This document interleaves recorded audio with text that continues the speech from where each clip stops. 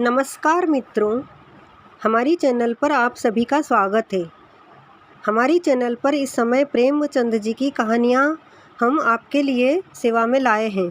इसी क्रम में आज उनकी एक अत्यंत ही तिलस्मी कहानी, या ये समझें कि तिलस्मी का तोड़ करने वाली कहानी नाग पूजा आपकी सेवा में प्रस्तुत है। तो मुंशी प्रेमचंद जी की कहानी नाग पूजा। प्रातः काल था। आषाढ़ का पहला दोंगड़ा निकल गया था। कीट पतंग चारों तरफ रेंगते दिखाई देते थे। तिलोत्तमा ने वाटिका की ओर देखा तो वृक्ष और पौधे ऐसे निखर गए थे जैसे साबुन से मैले कपड़े निखर जाते हैं।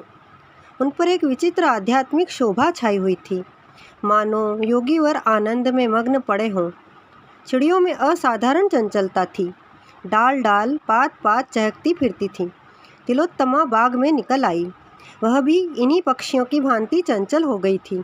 कभी किसी पौधे को देखती, कभी किसी फूल पर पड़ी जल की बूंदों को हिलाकर अपने मुंह पर उनके शीतल छींटे डालती। लाल वीर बहुटियाँ रेंग रही थी। वह उन्हें चुनकर हथेली पर रखने लगी। सहसा उसे काला बृहत्काय सांप रेंगता दिखाई दिया। उसने चिल्ला कर कहा, अम्मा, नाग जी जा रहे हैं, लाओ थोड़ा सा दूध उनके लिए कटोरे में रख दूं।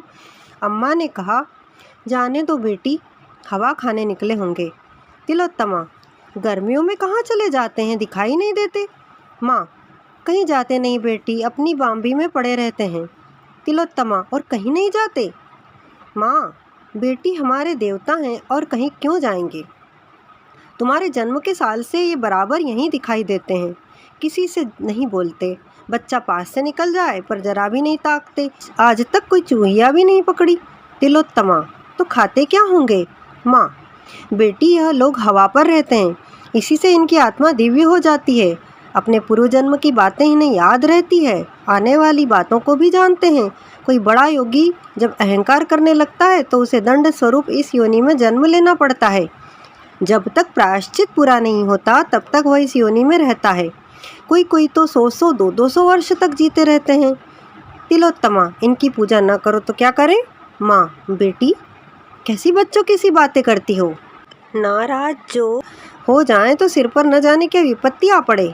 तेरे जन्म के साल पहले पहले दिखाई दिए थे, तब से साल में 10-5 बार अवश्य दर्शन दे जाते हैं। इनका ऐसा प्रभाव है कि आज तक किसी के सिर में दर्द तक नहीं हुआ। कई वर्ष हो गए। तिलोत्तमा बालिका से युवती हुई। विवाह का शुभ अवसर आ पहुंचा। बारात आई, विवाह हुआ। तिलोत्तमा के पति गृह जाने का मुहूर्त आ पहुंचा। नई वधू का श्रृंगार हो रहा था। भीतर बाहर हलचल मची हुई थी।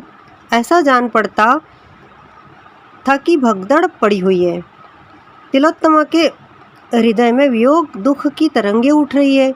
वह एकांत में बैठकर रोना चाहती है। आज माता पिता, भाई बंद, सखियां, सहेलियां सब छूट जाएंगी। फिर मालूम नहीं कब मिलने का संयोग हो। न जाने अब कैसे आदमियों से पाला पड़ेगा, न जाने उनका स्वभाव कैसा होगा, न जाने कैसा बर्ताव करेंगे। अम्मा की आंखें एक क्षण भी न थमेंगी। मैं एक दिन के लिए कहीं चली जाती थी तो वे रो रो कर व्यथित हो जाती थीं। अब यह जीवन पर्यंत का वियोग कैसे सहेंगी। उनके सिर में दर्द होता था तो जब तक मैं धीरे धीरे न मलूं उन्हें किसी तरह कल चैन ही नहीं पड़ती थी। बाबूजी को पान बनाकर कौन देगा। मैं जब तक उनका भोजन न बनाऊं उन्हें कोई चीज़ रुचती ही न थी। अब उनका भोजन कौन बनाएगा। मुझसे इनको देखे बिना कैसे रहा जाएगा। यहाँ जरा सिर में दर्द भी होता था तो अम्मा और बाबूजी घबरा जाते थे। तुरंत वैद्य हकीम आ जाते थे। वहाँ न जाने क्या हाल होगा। भगवान, बंद घर में कैसे रहा जाएगा। न जाने वहाँ खुली छत है या नहीं। होगी भी तो मुझे कौन सोने देगा। भीतर घुट घुट कर मरूंगी। जगने में जरा देर हो जाएगी तो ताने मिलेंगे। यहाँ सुबह को कोई जगाता था तो अम्मा कहती थी, सोने दो, कच्ची नींद जाग जाएगी तो सिर में पीड़ा होने लगेगी। वहाँ व्यंग सुनने पड़ेंगे।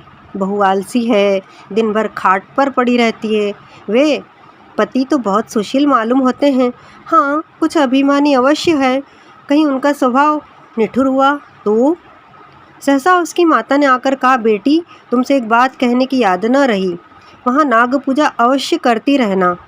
घर के और लोग चाहे मना करें, पर तुम इसे अपना कर्तव्य समझना।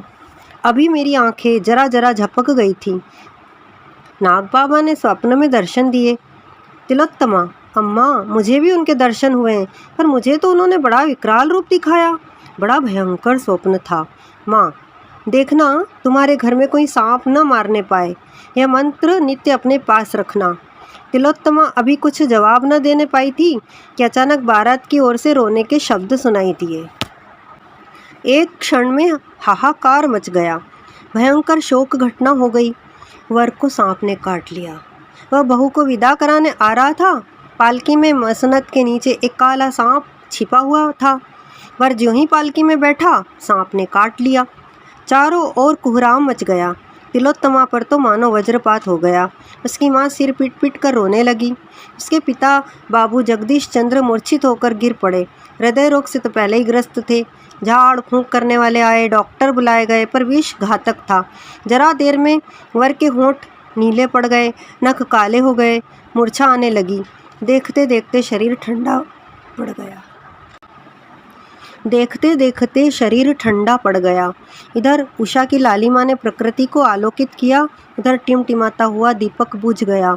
जैसे कोई मनुष्य बोरों से लदी हुई नाव पर बैठा हुआ मन में झुंझलाता है कि यह और तेज क्यों नहीं चलती, कहीं आराम से बैठने की जगह नहीं, यह इतनी हिल क्यों रही है, मैं व्यर्थ ही इसमें बैठा। पर अकस्मात नाव को भंवर में पड़ते देखकर उसके मस्तूल से चिपट जाता है। वही दशा तिलोत्तमा की हुई। अभी तक वह वियोग दुख में मग्न थी, ससुराल के कष्टों और दुर्व्यवस्थाओं की चिंताओं में पड़ी हुई थी, पर अब उसे होश आया कि इस नाव के साथ मैं भी डूब रही हूँ। एक क्षण पहले वह कदाचित जिस पुरुष पर झुंझला रही थी, जिसे लुटेरा और डाकू समझ रही थी, वह अब कितना प्यारा था। उसके बिना अब जीवन एक दीपक था, बुझा हुआ, एक वृक्ष था, फल फूल विहीन। अभी एक क्षण पहले वह दूसरों की ईर्ष्या का कारण थी, अब दया और करुणा की। थोड़े ही दिनों में उसे ज्ञात हो गया कि मैं पति विहीन होकर संसार के सब सुखों से वंचित हो गई। एक वर्ष बीत गया। जगदीश चंद्र पक्के धर्मावलंबी आदमी थे, पर तिलोत्तमा का वैधव्य उनसे न सहा गया। उन्होंने तिलोत्तमा के पुनर्विवाह का निश्चय कर लिया। हंसने वालों ने तालियां बजाई, पर जगदीश बाबू ने हृदय से काम लिया। तिलोत्तमा पर सारा घर जान देता था। उसकी इच्छा के विरुद्ध कोई बात न होने पाती, यहाँ तक कि वह घर की मालकिन बना दी गई थी। सभी ध्यान रखते कि उसका रंज ताज़ा न होने पाए, लेकिन उसके चेहरे पर उदासी छाई रहती थी, जिसे देखकर लोगों को दुख होता था। पहले तो माँ भी इस सामाजिक अत्याचार पर सहमत न हुई, लेकिन बिरादरी वालों का विरोध ज्यों ज्यों बढ़ता गया, उसका विरोध ढीला पड़ता गया। सिद्धांत रूप से तो प्रायः किसी को आपत्ति न थी, किंतु उसे व्यवहार में लाने का साहस किसी में न था। कई महीनों के लगातार प्रयास के बाद एक कुलीन सिद्धांतवादी सुशिक्षित वर मिला। उसके घरवाले भी राजी हो गए। तिलोत्तमा को समाज में अपना नाम बिकते देख दुख होता था। वह मन में कुढ़ती थी कि पिताजी नाहक मेरे लिए समाज में नक्कू बन रहे हैं। अगर मेरे भाग्य में सुहाग लिखा होता तो यह वज्र ही क्यों गिरता। उसे कभी कभी ऐसी शंका होती थी कि मैं फिर विधवा हो जाऊंगी। जब विवाह निश्चित हो गया और वर की तस्वीर उसके सामने आई तो उसकी आंखों में आंसू भर आए। चेहरे से कितनी सज्जनता, कितनी दृढ़ता, कितनी विचारशीलता टपकती थी। वह चित्र को लिए हुए माता के पास गई और शर्म से सिर झुकाकर बोली, अम्मा, मुझे मुंह तो न खोलना चाहिए, पर अवस्था ऐसी आ पड़ी है कि बिना मुंह खोले रहा नहीं जाता। आप बाबूजी को मना कर दें। मैं जिस दशा में हूँ संतुष्ट हूँ। मुझे ऐसा भय हो रहा है कि अब की फिर वही शोक घटना। माँ ने सहमी हुई आंखों से देखकर कहा, बेटी, कैसी अशकुन की बात मुंह से निकाल रही हो। तुम्हारे मन में भय समा गया है, इसी से यह भ्रम होता है। जो होनी थी वह हो चुकी। अब क्या ईश्वर तुम्हारे पीछे पड़े ही रहेंगे। तिलोत्तमा, हाँ, मुझे तो ऐसा मालूम होता है। माँ, क्यों? तुम्हें ऐसी शंका क्यों होती है? तिलोत्तमा, न जाने क्यों, कोई मेरे मन में बैठा हुआ कह रहा है कि फिर अनिष्ट होगा। मैं प्राय नित्य डरावने सब स्वप्न देखा करती हूँ। रात को मुझे ऐसा जान पड़ता है कि कोई प्राणी जिसकी सूरत सांप से बहुत मिलती जुलती है मेरी चारपाई के चारों ओर घूमता है। मैं भय के मारे चुप्पी साध लेती हूँ, किसी से कुछ कहती नहीं। माँ ने समझा यह सब भ्रम में विवाह की तिथि नियत हो गई। यह केवल तिलोत्तमा का पुनः संस्कार नहीं था, बल्कि समाज सुधार का एक क्रियात्मक उदाहरण था। समाज सुधारकों के दल दूर से विवाह में सम्मिलित होने के लिए आने लगे। विवाह वैदिक रीति से हुआ। मेहमानों ने खूब व्याख्यान दिए, पत्रों ने खूब आलोचनाएं की।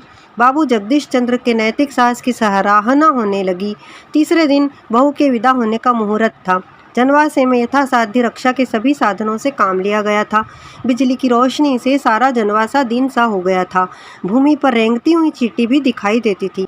केशों में न कहीं शिकन थी, न सिलवट और न झोल। शामियाने के चारों तरफ कनातें खड़ी कर दी गई थी। किसी तरफ से कीड़ों मकोड़ों के आने की संभावना न थी, पर भावी प्रबल होती है। प्रातःकाल के 4 बजे थे। तारागणों की बारात विदा हो रही थी। बहू की विदाई की तैयारी हो रही थी। एक तरफ शहनाइयाँ बज रही थी, दूसरी तरफ विलाप की आर्त ध्वनि उठ रही थी, पर तिलोत्तमा की आंखों में आंसू न थे। समय नाजुक था। वह किसी तरह घर से बाहर निकल जाना चाहती थी। उसके सिर पर तलवार लटक रही थी। रोने और सहेलियों से गले मिलने में कोई आनंद न था। जिस प्राणी का फोड़ा चिलक रहा हो, उसे जर्राह का घर बाग में सैर करने से ज़्यादा अच्छा लगे तो क्या आश्चर्य है। वर को लोगों ने जगाया। बाजा बजने लगा। वह पालकी में बैठने को चला कि वधू को विदा करा लाए, पर जूते में पैर डाला ही था कि चीख मारकर पैर खींच लिया। मालूम हुआ पांव चिंगारियों पर पड़ गया। देखा तो एक काला सांप जूते में से निकलकर रेंगता चला जाता था। देखते देखते गायब हो गया। वर ने एक सर्द आह भरी और बैठ गया। आंखों में अंधेरा छा गया। एक क्षण में सारे जनवासे में खबर फैल गई। लोग दौड़ पड़े। औषधियाँ पहले ही रख ली गई थी। सांप का मंत्र जानने वाले कई आदमी बुला लिए गए थे। सभी ने दवाइयाँ दी। झाड़ फूंक शुरू हुई। औषधियाँ भी दी गई, पर काल के सामने किसी का वश न चला। शायद मौत सांप का वेश धरकर आई थी। तिलोत्तमा ने सुना तो सिर पीट लिया। वह विकल होकर जनवासे की तरफ दौड़ी। चादर ओढ़ने की भी सुधि न रही। वह अपने पति के चरणों को माथे से लगाकर अपना जन्म सफल करना चाहती थी। घर की स्त्रियों ने रोका। माता भी रो रो कर समझाने लगी, लेकिन बाबू जगदीश चंद्र ने कहा, कोई हर्ज नहीं, जाने दो। पति का दर्शन तो कर लें, यह अभिलाषा क्यों रह जाए। उसी शोकान्वित दशा में तिलोत्तमा जनवासे में पहुंची, पर वहां उसकी तस्कीन के लिए मरने वाले की उल्टी सांसें थीं। उन अध खुले नेत्रों में असह्य आत्मवेदना और दारुण नैराश्य। इस अद्भुत घटना का समाचार दूर दूर तक फैल गया। जड़वादी गण चकित थे। यह क्या माजरा है। आत्मवाद के भक्त ज्ञात भाव से सिर हिलाते थे, मानो वे त्रिकालदर्शी हैं। जगदीश चंद्र ने नसीब ठोंक लिया। निश्चय हो गया कि कन्या के भाग्य में विधवा रहना ही लिखा है। नाग की पूजा साल में 2 बार होने लगी। तिलोत्तमा के चरित्र में भी एक विशेष अंतर दिखने लगा। भोग और विहार के दिन भक्ति और देवाराधना में कटने लगे। निराश प्राणियों का यही अवलंब है। 3 साल बीते थे कि ढाका विश्वविद्यालय के अध्यापक दयाराम ने इस किस्से को फिर ताज़ा किया। वे पशुशास्त्र के ज्ञाता थे। उन्होंने सांपों के आचार व्यवहार का विशेष रीति से अध्ययन किया। वे इस रहस्य को खोलना चाहते थे। जगदीश चंद्र को विवाह का संदेशा भेजा। उन्होंने टाल मटोल किया। दयाराम ने और भी आग्रह किया। लिखा, मैंने वैज्ञानिक अन्वेषण के लिए यह निश्चय किया है। मैं इस विषधर नाग से लड़ना चाहता हूँ। अगर वह 100 दांत भी लेकर आए तो मुझे कोई हानि नहीं पहुँचा सकता। वह मुझे काट कर आप ही मर जाएगा। अगर वह मुझे काट भी ले तो मेरे पास ऐसे मंत्र और औषधियाँ हैं कि मैं एक क्षण में उसके विष को उतार सकता हूँ। आप इस विषय में कुछ चिंता न कीजिए। मैं विष के लिए अजेय हूँ। जगदीश चंद्र को अब कोई उज्र न सूझा। हाँ, उन्होंने एक विशेष प्रयत्न यह किया कि ढाके में ही विवाह हो। अतएव वे अपने कुटुंबियों के साथ लेकर विवाह के 1 सप्ताह पहले चले गए। चलते समय अपने संदूक, बिस्तर आदि खूब देखभाल कर रखे कि सांप कहीं उनमें छिपकर न बैठ जाए। शुभ लग्न में विवाह संस्कार हो गया। तिलोत्तमा विकल हो रही थी। मुख पर एक रंग आता था, एक रंग जाता था, पर संस्कार में कोई विघ्न बाधा न पड़ी। तिलोत्तमा रो धोकर ससुराल गई। जगदीश चंद्र घर लौट आए, पर ऐसे चिंतित थे जैसे कोई आदमी सराय में खुला हुआ संदूक छोड़कर बाजार चला जाए। तिलोत्तमा के स्वभाव में अब एक विचित्र रूपांतर हुआ। वह औरों से हंसती, बोलती, आराम से खाती पीती, सैर करने जाती, थिएटरों और अन्य सामाजिक सम्मेलनों में शरीक होती। इन अवसरों पर प्रोफेसर दयाराम से भी बड़े प्रेम का व्यवहार करती, उनके आराम का बहुत ध्यान रखती, कोई काम उनकी इच्छा के विरुद्ध न करती। कोई अजनबी आदमी उसे देखकर कह सकता था, गृहिणी हो तो ऐसी हो। दूसरों की दृष्टि में इस दंपत्ति का जीवन आदर्श था, किंतु आंतरिक दशा कुछ और ही थी। उनके साथ शयनागार में जाते ही उसका मुख विकृत हो जाता, भौहें तन जाती, माथे पर बल पड़ जाते, शरीर अग्नि की भांति जलने लगता, पलकें खुली रह जाती, नेत्रों से ज्वाला सी निकलने लगती और उसमें से झुलसती हुई लपटें निकलती, मुख पर कालीमा छा जाती और यद्यपि स्वरूप में कोई विशेष अंतर न दिखाई देता, पर न जाने क्यों भ्रम होने लगता, यह कोई नागिन है। कभी कभी वो फुंकारने भी लगती। इस स्थिति में दयाराम को उसके समीप जाने या उससे कुछ बोलने की हिम्मत न पड़ती। वे उसके रूप लावण्य पर मुग्ध थे, किंतु इस अवस्था में उन्हें उससे घृणा होती। उसे इसी उन्माद के आवेग में छोड़कर बाहर निकल आते। डॉक्टरों से सलाह ली, स्वयं इस विषय की कितनी ही किताबों का अध्ययन किया, पर रहस्य कुछ समझ में न आया। उन्हें भौतिक विज्ञान में अपनी अल्पज्ञता स्वीकार करनी पड़ी। उन्हें अब अपना जीवन असह्य जान पड़ता, अपने दुस्साहस पर पछताते, नाहक इस विपत्ति को अपनी जान फंसाई। उन्हें शंका होने लगी कि अवश्य कोई प्रेत लीला है। मिथ्यावादी न थे, पर जहाँ बुद्धि और तर्क का कुछ वश नहीं चलता, वहाँ मनुष्य विवश होकर मिथ्यावादी हो जाता है। शनै शनै उनकी यह हालत हो गई कि सदैव तिलोत्तमा से सशंक रहते। उसका उन्माद, विकृत मुखाकृति उनके ध्यान से न उतरते। डर लगता कि कहीं यह मुझे मार न डाले, न जाने कब उन्माद का आवेग हो। यह चिंता हृदय को व्यथित किया करती। हिप्नोटिज्म, विद्युत शक्ति और कई नए आरोग्य विधानों की परीक्षा की गई। उन्हें हिप्नोटिज्म पर बहुत भरोसा था, लेकिन जब यह योग भी निष्फल हो गया तो वे निराश हो गए। एक दिन प्रोफेसर दयाराम किसी वैज्ञानिक सम्मेलन में गए हुए थे। लौटे तो 12 बज गए थे। वर्षा के दिन थे। नौकर चाकर सो रहे थे। वे तिलोत्तमा के शयन गृह में यह पूछने गए कि मेरा भोजन कहाँ रखा है। अंदर कदम रखा ही था कि तिलोत्तमा के सिरहाने की ओर उन्हें एक अति भीमकाय काला सांप बैठा हुआ दिखाई दिया। प्रोफेसर साहब चुपके से लौट आए। अपने कमरे में जाकर किसी औषधि की एक खुराक पी और पिस्तौल तथा सांगा लेकर फिर तिलोत्तमा के कमरे में पहुँचे। विश्वास हो गया कि यही वह मेरा पुराना शत्रु है। यह वही मेरा पुराना शत्रु है। इतने दिनों में टोह लगाता हुआ यहाँ आ पहुँचा, पर इसे तिलोत्तमा से क्यों इतना स्नेह है? उसके सिरहाने यूँ बैठा हुआ है मानो कोई रस्सी का टुकड़ा है। यह क्या रहस्य है? उन्होंने सांपों के विषय में बड़ी अद्भुत कथाएं पढ़ी और सुनी थी, पर ऐसी कुतूहलजनक घटना को उल्लेख कहीं न था। वे इस भांति सशस्त्र होकर फिर कमरे में पहुँचे तो सांप का पता न था। हाँ, तिलोत्तमा के सिर पर भूत सवार हो गया था। वह बैठी हुई आग्नेय नेत्रों से द्वार की ओर ताक रही थी। उसके नयनों से ज्वाला निकल रही थी, जिसकी आंच 2 गज तक लगती। इस समय उन्माद अतिशय प्रचंड था। दयाराम को देखते ही बिजली की तरह उन पर टूट पड़ी और हाथों से आघात करने के बदले उन्हें दांतों से काटने की चेष्टा करने लगी। इसके साथ ही अपने दोनों हाथ उनकी गर्दन में डाल दिए।